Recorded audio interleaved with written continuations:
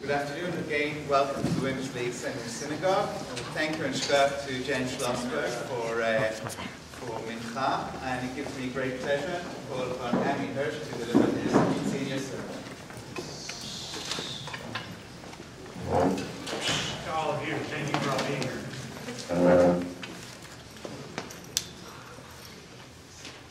It really is amazing just to look out to see so many family, friends, and mentors and teachers. So it's an honor for you to be here today. So thank you very, very much.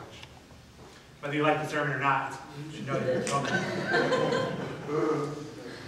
welcome. Each Friday evening, as a child, we gathered around the dinner table in our dining room for the celebration of Shabbat and a funny family minhag that developed. For many years, a brass light fixture hung from the ceiling directly over the middle of the table. My brother and I quickly discovered that if you stood over the table, stared directly into the sphere, the light fixture would serve as a mirror and reflect the image of your face back to you. But it wasn't an ordinary mirror. Because of the sphere, its tiny movements would lead to hilarious and funny distorted reflections of your face. To look, you make your face appear either emaciated or a little plump.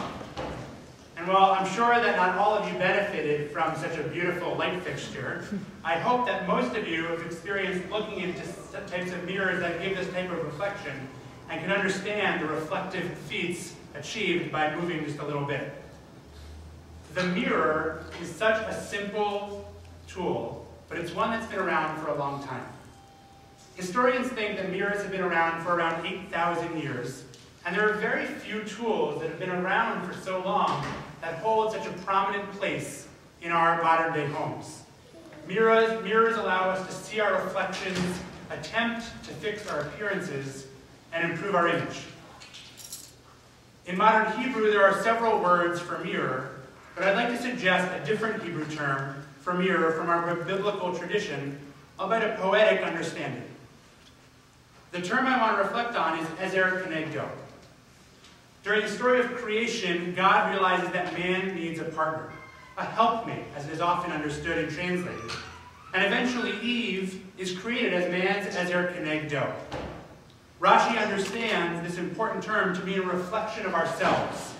If we are worthy of the help, then the ezer kenegdo can help us succeed in our life's missions. I find it an interesting concept that another person can help serve as our reflection, thus improving our own image.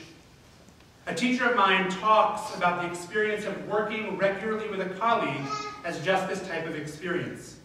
He explains that having a colleague forces you to hold a mirror up to your own practice and be reflective about what you are doing and why you are doing it.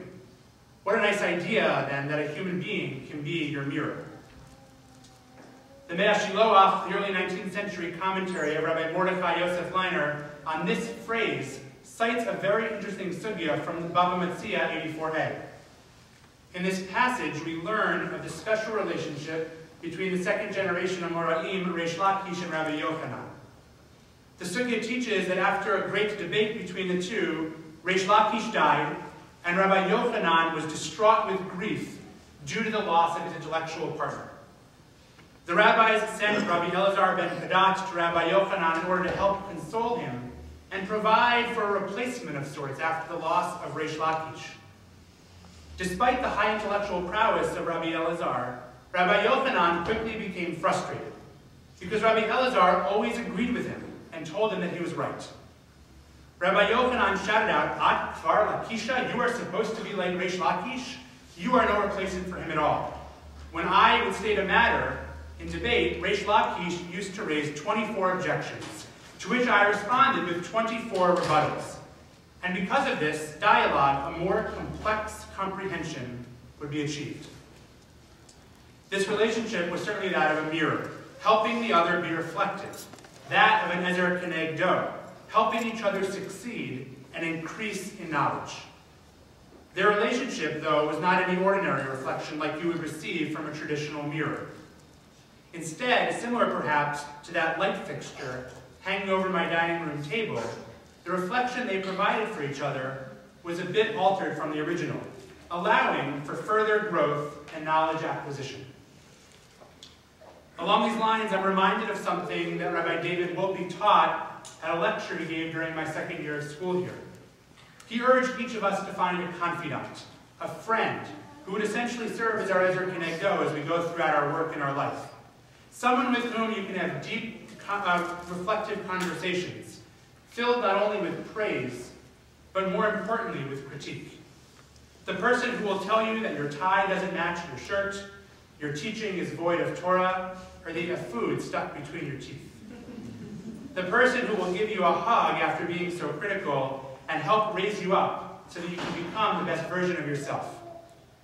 The people who can play this role for you are